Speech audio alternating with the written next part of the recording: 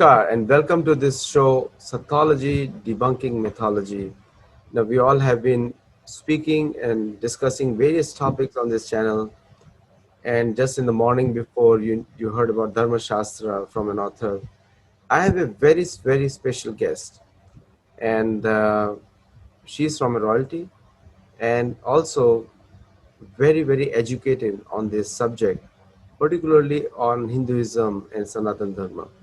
So we're going to, it's a first session with her. So we're going to keep it very basic, but in that also you'll see the depth of knowledge of this personality. I've heard her before. She has come on very popular channels and this is the first time she's on Sattology. So let's welcome Lakshmi Nalapat. Namaskar and welcome. Namaste. It's such a Thank great you. honor to have you. Well, it's such a great honor to be on your channel, and my namaste to everybody who is out there virtually, especially students. My greatest ambition is to be a student for the rest of my life. So I have a very special um, place in my heart for students. Now, that's the qualification to be a guru or a teacher. Isn't that Well, right? that is what my best teachers have taught me. So Yeah, every great teacher is a student. And so with that, we get started, Lakshmi ji. And if you can tell a little bit about your background on your family side, which is very illustrious, and also, uh, and then we get started. okay. Now I come from Kerala, which has a matrilineal system where my surname Bai is that of my mother's family. My father's surname is Varma. I was blessed to be brought up by three very wonderful people. One is my great grandmother. The other is her eldest son, Chitra Tirunal. He was responsible for something called the Temple Entry Proclamation. He said that any believer had the right to enter into any temple. This was way back when, you know, in when the castes, when so-called lower castes were not allowed entry into the temple for fear that they would. I mean, it's so ludicrous that they would pollute the deity. Okay, and my mother's mother, uh, uh, who actually physically brought me up, especially. The rest of my family was there, no doubt. My parents, my aunts, my uncles, but these three are the exceptional people who were in my family. And my family's deity is Mahavishnu as Padmanabha, and I learned the Vishnu Sahasranama by the age of 9 because my mother, my grandmother, and my mother's sister used to recite this at 3 different times every day. So it was, I actually had it, I don't know when I learned it. However, I must add that my personal love, my obsession is the Divine Mother. Somehow I've fallen in love with her at some point in my life, and I've never got out of love. So for me, everything is the Divine Mother. You see, that's my family background. And I'm married into the Nalapat family, Nalapat literally means Nala Pat in Malayalam, which means the 4 Vedas. They're also very illustrious, very educated. So you Unlike have me, by the way. so you have great lineage on all the sides, and for the viewers, this holds a very specific social importance in India, which is still lineage. Just like in US, you have Rothschilds and you have all the kind of lineage families. Clintons nowadays, people may not like them, but still Clintons are still there. So similarly, we have this lineage, great lineage. So before we get into the topic that we wanted to discuss, so what is your viewpoint on Dharma or Hinduism or Sanatan Dharma? What do you see them as a religion or as a way of life or as a culture? What is your viewpoint? I would say that this is a way of life. And the moment you say it's a way of life, it removes all those traditional, titles, the traditional definitions. Because when you define something specifically, you are automatically excluding certain other things. And somehow, I find that Hinduism is one of the most inclusive religions. Okay, you can be an animist, you're a Hindu, you have worship of snakes, you have worships of mountains, you have worships of rivers, of termite hills, etc., etc., which are very natural physical manifestations. You also have the 33 crore gods and goddesses, each deity, if I may put it, taking care of one specific department. If you call God the government, which it is not, of course, but if you are comparing it to a government system, God is the big government, and the deities are the departments, the health department, the defense department, the home department, the wealth department, etc. And so it, and in Hinduism you have a god for everything. You have a Nataraja for dance, you have a Saraswati for education, you have a Lakshmi, my namesake. That is one wonderful thing which I found out throughout India. Nobody mispronounces my name. Everybody gets my name in one shot, because Lakshmi is the goddess of wealth. So you see, everybody, oh, Lakshmi, Yeah, Then you because have Kali, who's, you you know, see. there is a Abrahamic concept, and there are a lot of majority of people who are watching us are from that background.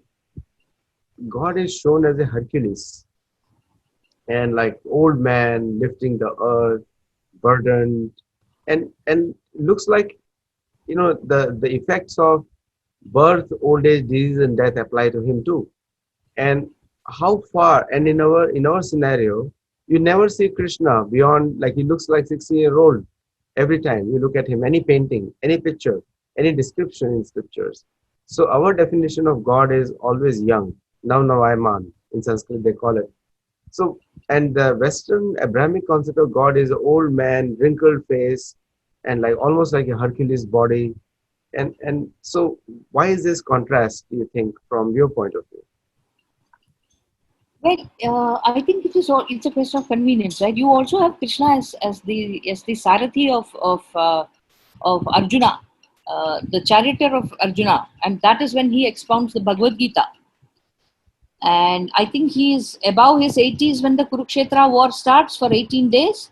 You also have the death of Krishna, where the hunter called Jara shoots him at the sole of his feet. That's just so similar to Achilles. Yes. Actually, if you look at stories, I prefer not to call them mythologies, okay? Because stories are the So they are easiest. Sattologies. Our Yeah, scriptures are all. exactly. They're Sattologies, and the easiest way to approach a religion is through stories. Because, and I believe that you have to be exposed to religion um, from the time, actually, from your mother's womb. But let's not get so esoteric. But at least from the time you're born, because that will carry you through. No, exciting point. And one general thing we see from, and many of the students also agree here, is that the oversimplification of Abrahamic faith, oversimplification. The human beings have a variety, and just now you mentioned you have different gods and goddesses who control the affairs of the universe, and you put it very correctly, like departments. Different departments you have. Department of wealth, and I can easily assume why people are scared to offend Department of death wealth. It is controlled Exactly. by Lakshmi. Yeah? Uh, And very few people are scared to hurt the Department of Education, because otherwise they won't get the wealth. So exactly. both are extremely important, and the oversimplification is that God is doing everything. He's 24/7 busy. And whereas we see, there was a very famous German scholar who visited India. He went to all the temples of Shiva, Nataraj, and other temples. And when he reached Krishna's temple, and he went to all the Krishna's temples also, and then he very famously quoted, "According to me, I declare Krishna to be God because he was the only one enjoying." Actually, even though it sounds like a joke, you brought out a beautiful point. Okay, if you look at our most ancient recorded texts of worship, which are the Vedas end by telling you that by reading the Vedas, you should have dhanam, dhanyam, bahuputra labham, shata samvalsaram, dirghamayu, which means wealth, grains, and children, and a very long life to enjoy all this. So this whole idea of God having to suffer, or suffer. I mean, you really have to suffer to get to God. I don't think that's true. Now, why do we always negativize things? Correct. Why is it that, look, all of us are human beings, right? We have some basic needs, all of us need to eat, drink, rest, work. Some very, very lucky people have the enjoy their work so much so that it's not work, it's pleasure. Otherwise, you have to, there are certain times when you really have to put your nose to the grindstone. You're really not happy about it, but then you have to do that, right? What an interesting perspective you got about that. Why do people have to suffer to understand God when He Himself is enjoying and He wants others to enjoy? Like He says in Bhagavad Gita, Surhitam Sarvabhutanam Gyatva Mam Uh, Shanti. He's the ultimate well-wisher.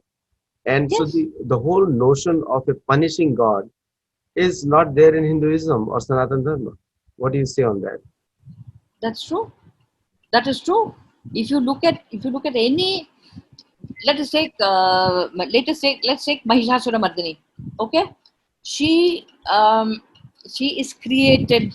She's actually a designer goddess, if I may use that phrase, because each god gives his or her own specific shakti to the mother goddess. Okay, Shambhor Nayana Sambhuta. She comes from the eye of Shiva, and Brahma, Vishnu. Everybody gives. Each Yama, the god of death, is the one who gives her hair. Each part of hers is a gift of a different god. Now she comes. She's created to kill Mahishasura. Okay, the demon Mahisha.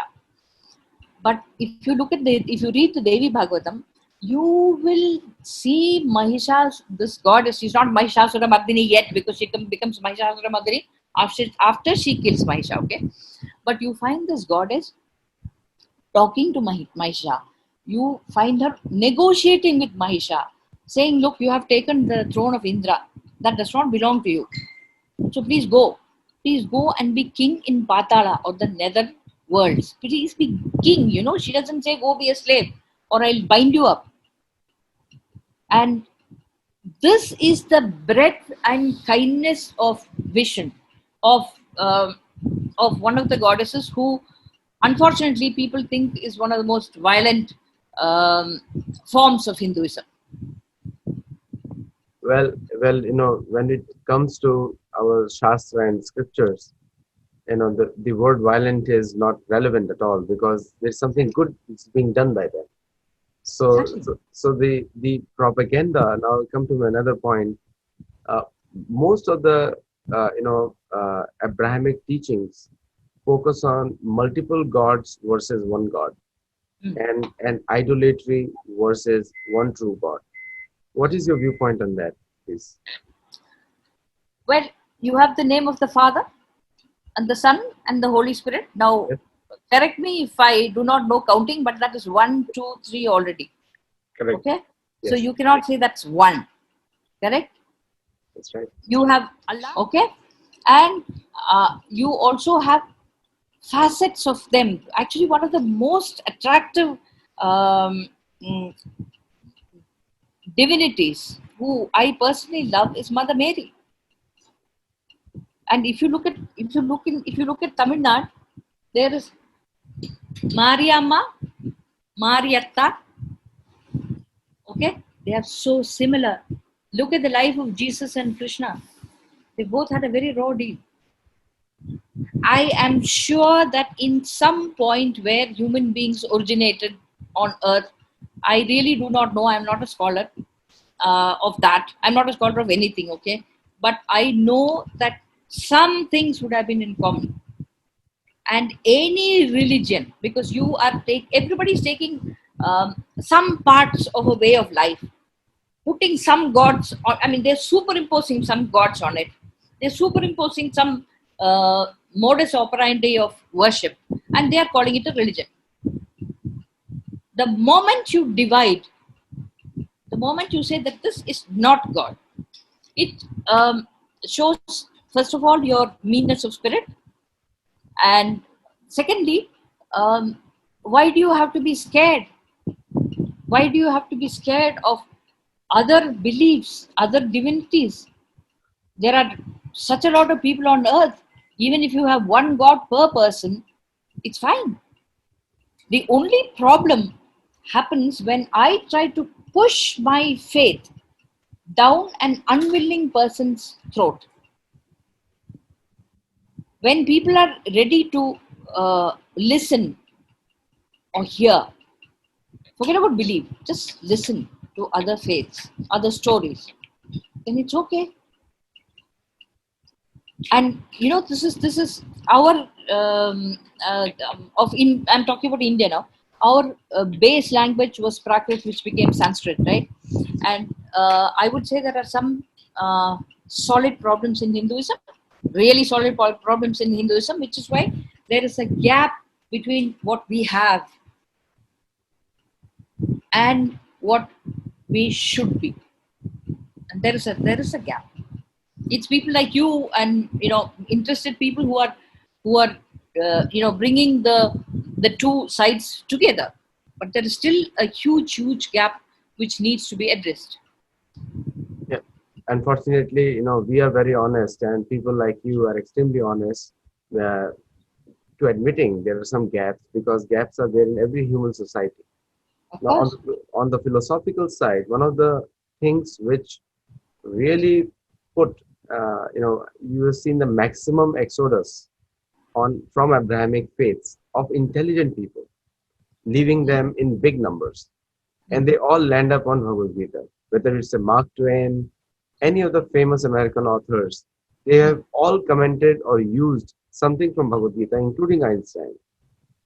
And so Bhagavad Gita is the most critically analyzed book on the whole planet. And till Yes. date, no one has been able to find a single mistake. Nobody, whether Right. it's the intelligent people or this.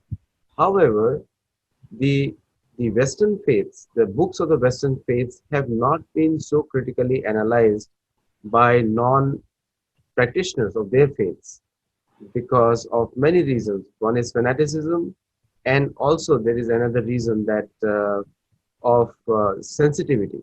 Some people are highly sensitive, and in that makes Bhagavad Gita more relevant because it has been critically analyzed by people who don't will practice that faith. Plus, they have accepted it also that there is no fault there. That's the beauty there.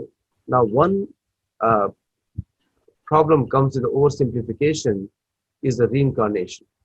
Now, reincarnation is very well explained in Bhagavad Gita, Dehinosya Netha Dehe, and Janma Mrityu Jara Vyadhi. There are 4 stages. That oversimplification has destroyed their own credibility, because if there is no future birth, then who is going to heaven? How do you answer that one? Okay. Personally, I believe in reincarnation.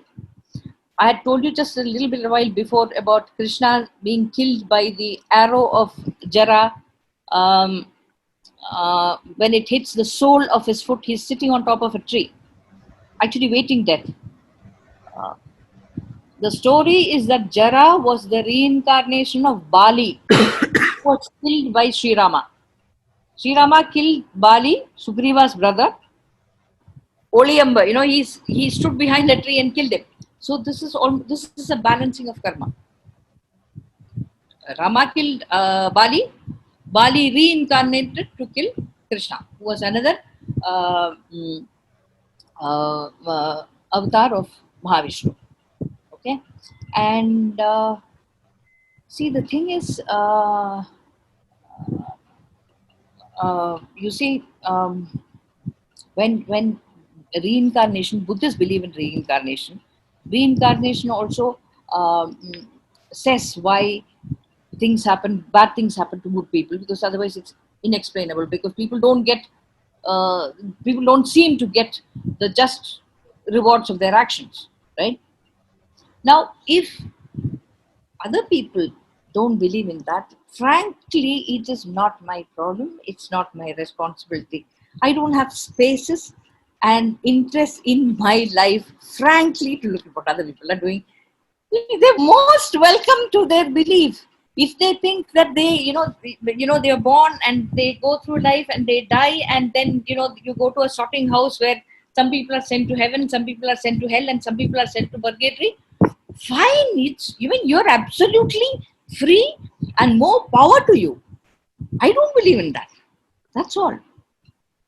If it makes if it makes anybody feel good that they have that after the end of this life you shall decide how things are how things are really happening, that's their problem. One negative thing about that is that you take down the importance of this life. Extremely good point. Three words are the most discussed words in the American society today. One is yoga, karma, and reincarnation. And possibly the fourth will be vegetarianism. In fact, vegetarianism every year is increasing. Now, today it is assumed that 17% of Americans they're vegetarian, 17%. And 24% in the census, they say themselves as unaffiliated. That means they believe in spirituality more than any religion. So the in the last you just mentioned the word karma, and that's why I came here. That that how my point is karma makes you responsible. If you believe in karma, then it makes you responsible, and that's the beginning step towards dharma because you cannot be irresponsible and practicing dharma. So, what is your viewpoint on that? I fully agree with you. I fully agree with you. Now, this is that's why like it's very rare to find and I know I know this is going to sound really awful. You have to forgive me for that. You have to understand where I'm coming from.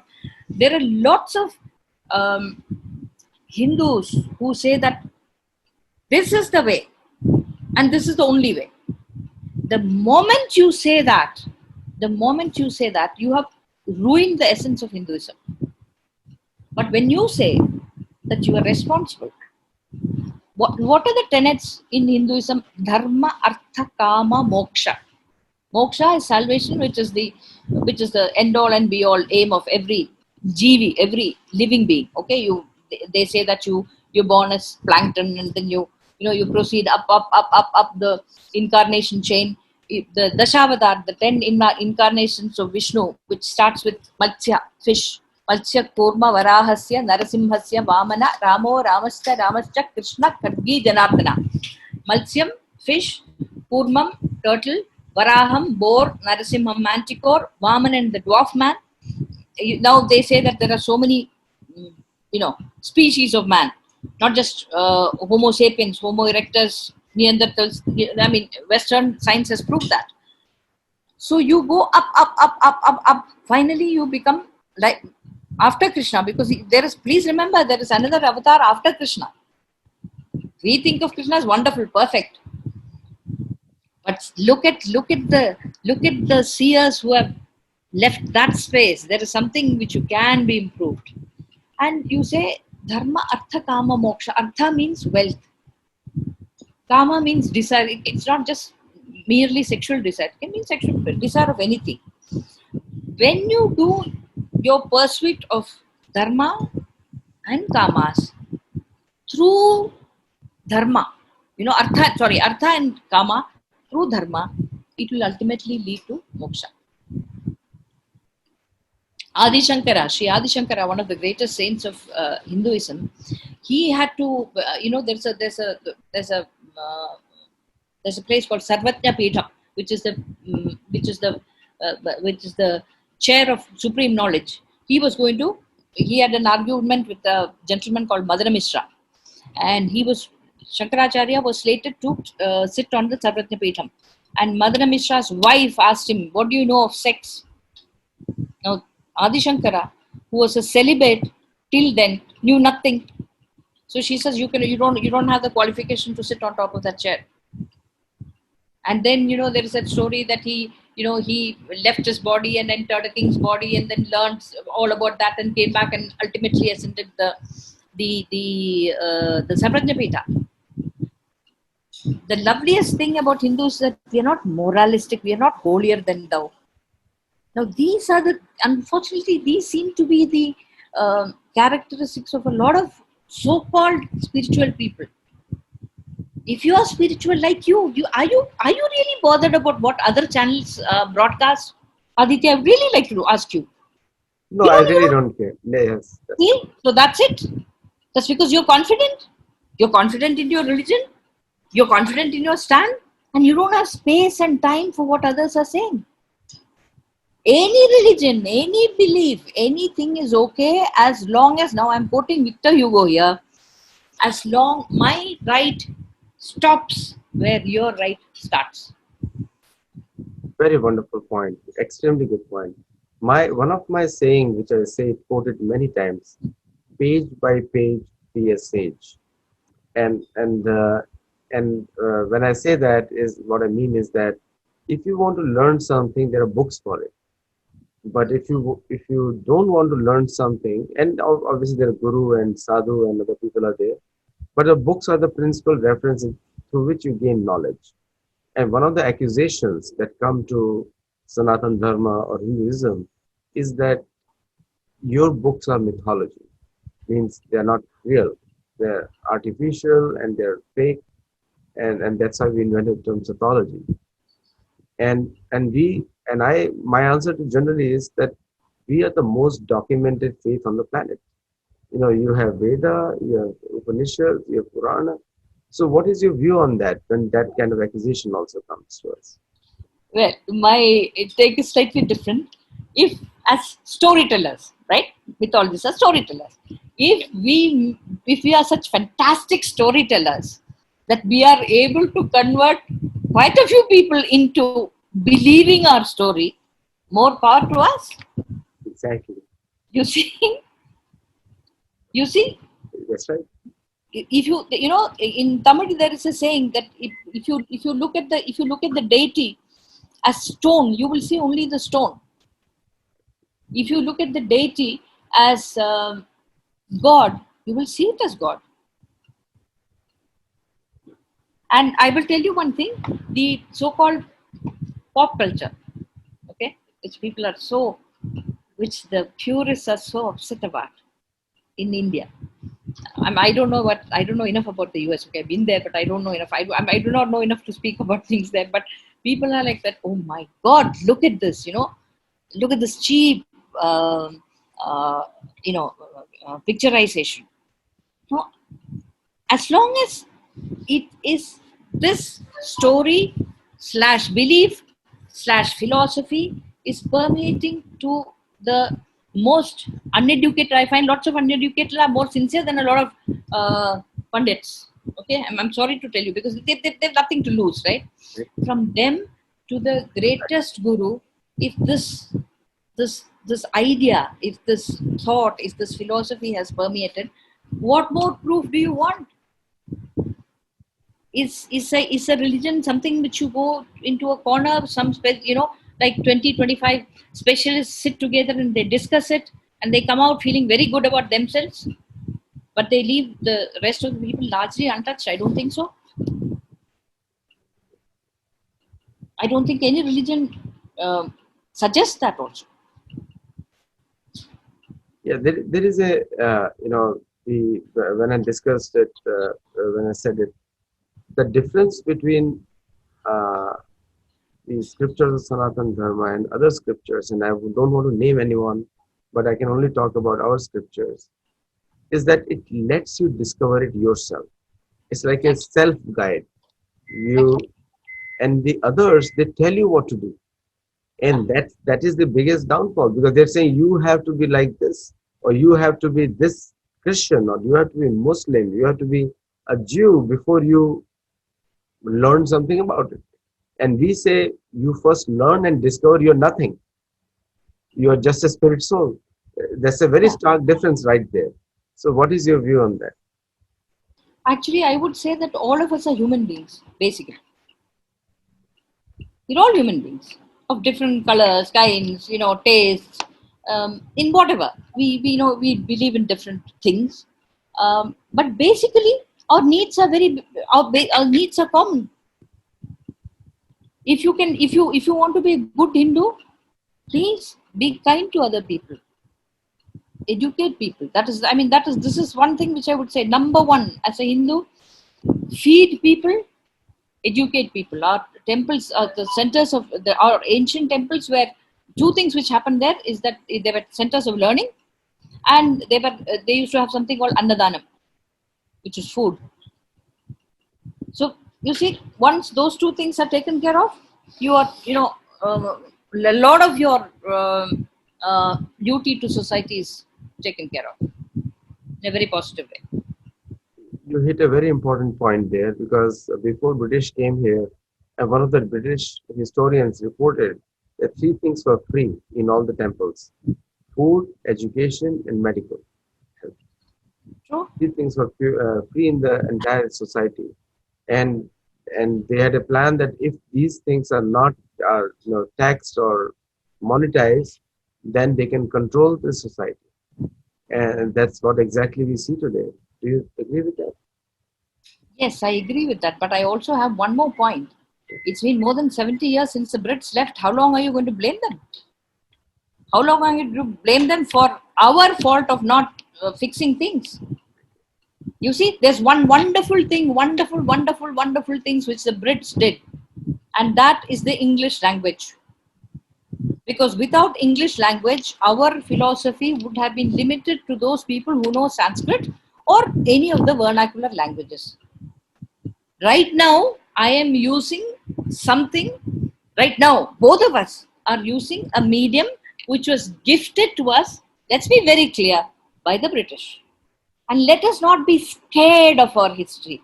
Let us not, try and push it up under the rug and say, oh, it never happened, or worse, it happened. That's why I'm like this.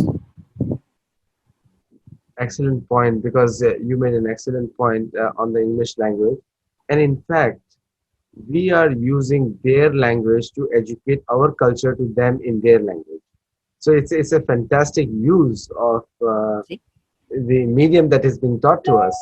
Who would have thought that so many Americans will be watching a discourse on Bhagavad in English language, and that too we are answering critical questions.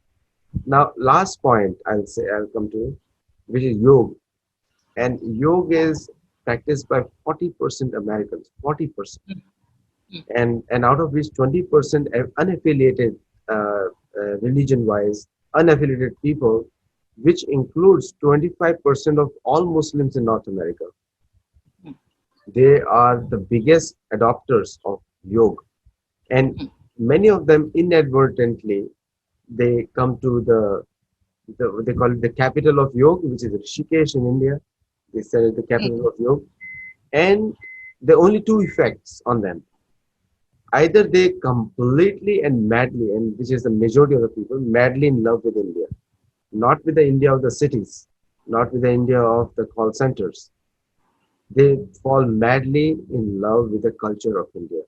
And Manikarnika Ghat is one of the places in Kashi where many of these Americans have a life-changing experience.